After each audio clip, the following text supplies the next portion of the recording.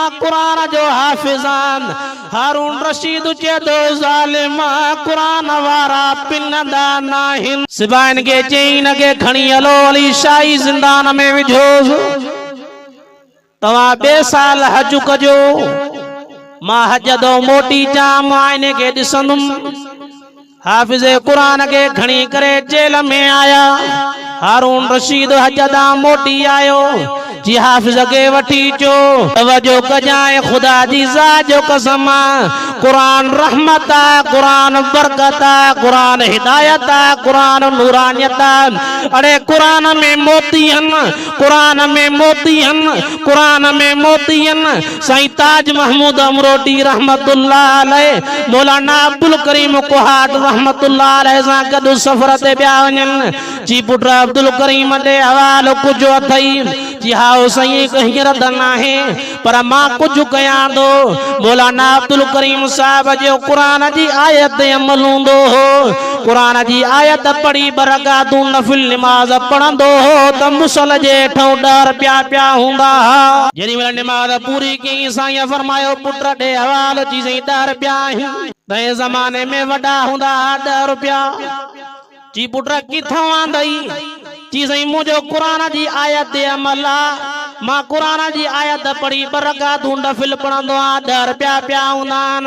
सैयद ताज महमूद अमरोटी फरमायो ओ अब्दुल करीम किथे रब के हिसाब दई सगने जो 10 रुपए जे करे कुरान दो इस्तेमाल करी अल्लाह अकबर कबीरा काथो रब के हिसाब दई सगने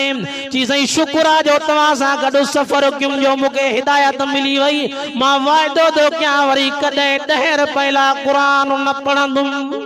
हारून रशीद चयो हाणे हीअं कयो एॾा कुरान मजीद बि खणी चो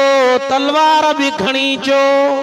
कुरान भी खणी आया तलवार भी खणी आया चेड़ा कच्ची सिर भी खणी जो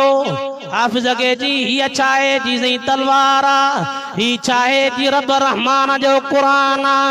जी ही चाहे जी नहीं कच्ची सिरा जी कुरान के शुरू कर फजर ताईं जे सिर सोनी नदी तुझी मुंडी मां धड़गाऊं धार कंदुम शुरू दो करे बिस्मिल्लाहिर रहमानिर रहीम अलिफ लाम मीम ज़ालिकल किताबु ला रैब फीहि हुदल लिल मुत्तकीन अल्लज़ीना युमिनूना बिल गैब व युकीमूना अस्सलाह व मिम्मा रज़क़नाहुम युनफ़िकून चेदो ए मुझा अल्लाह रात जो टेमा मां कुरान जो हाफिज आए रब मां कुरान दो पढ़ाई जालिम मुके मारिंदो